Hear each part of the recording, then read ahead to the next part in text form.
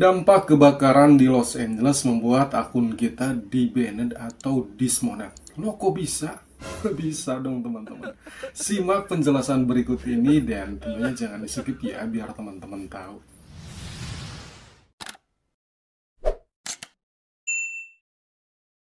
Dampak kebakaran di Los Angeles kemarin, fenomena yang terjadi di Facebook adalah seperti ini. Banyak sekali akun-akun seperti ini yang memposting postingan yang bersifat hoax dan belum tentu terbukti kebenarannya, dan nampaknya membuat kegaduhan di Facebook itu sendiri. Hal ini dilarang teman-teman.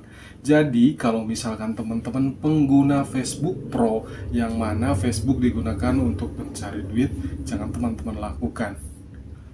Karena memposting yang berbau hoax ataupun hoax gitu ya sebutannya, dan postingan yang belum tentu kebenaran dan lebih kepada membuat kegaduhan di Facebook itu sendiri, itu sangat dilarang. Dan hukumannya bisa teman-teman lihat berikut ini. Inilah dampak bagi akun atau pengguna yang membuat postingan hoax di Facebook. 1. Pemblokiran akun sementara atau permanen. Jika postingan hoax dilaporkan dan diverifikasi, akun pengguna tersebut mungkin diblokir sementara atau permanen. Yang kedua, penghapusan postingan. Postingan hoax akan dihapus dari platform. 3. Penurunan reputasi akun. Pengguna yang sering membuat postingan hoax akan mengalami penurunan reputasi di mata pengguna akun lain. 4. Kehilangan akses ke fitur tertentu. Pengguna tersebut mungkin akan kehilangan akses ke fitur tertentu, seperti kemampuan untuk membuat postingan atau mengomentari. Akan ada 3 konsekuensi yang akan diterima jika akun memposting postingan hoax di Facebook, yaitu konsekuensi langsung, konsekuensi jangka panjang, dan konsekuensi hukum.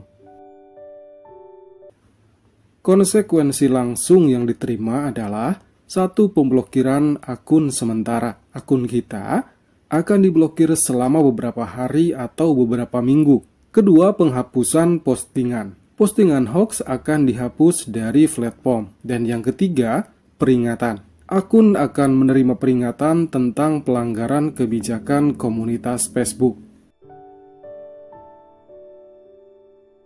Selanjutnya, konsekuensi jangka panjang. Akun kita akan menerima dampak seperti ini. Yang pertama, pemblokiran akun permanen, yaitu akun akan diblokir selamanya.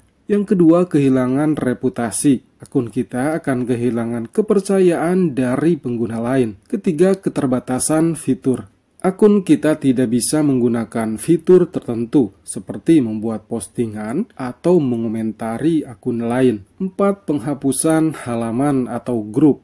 Jika postingan hoax berasal dari halaman atau grup, maka halaman atau grup tersebut dapat dihapus. Terakhir adalah konsekuensi hukum. Yang pertama, tuntutan hukum. Akun dapat dihadapkan pada tuntutan hukum jika hoax tersebut menyebabkan kerugian atau merugikan orang lain. Kedua, pidana penjara. Dalam kasus ekstrim, pengguna akun dapat dihukum penjara jika hoax tersebut menyebabkan kerugian besar atau membahayakan keamanan publik.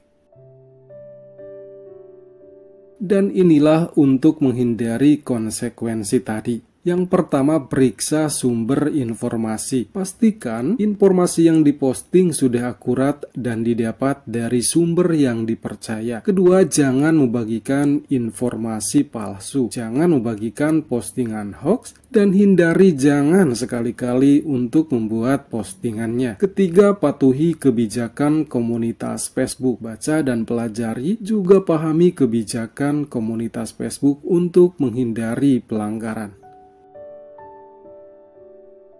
Dan kabar tentang kebakaran di kantor Facebook di Amerika Serikat yang beredar di postingan-postingan teman-teman Facebook kita, nyatanya adalah kabar hoax yang terbukti tidak benar. Jadi jangan sampai karena ingin postingan teman-teman semuanya viral, postingan kalian rame, sehingga menghalalkan segala cara dan membuat postingan-postingan hoax atau hoax tersebut, dan jika direport direport oleh akun orang lain itu sangat berbahaya sekali teman-teman. Dampaknya akun kalian akan seperti yang telah teman-teman baca tadi. Jadi sekali lagi, jika kalian ingin akun kalian aman, postinglah postingan yang aman tentunya.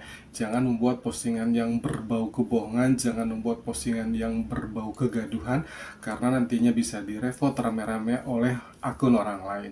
Terima kasih sudah menonton video ini, semoga informasi ini bermanfaat untuk kita semua.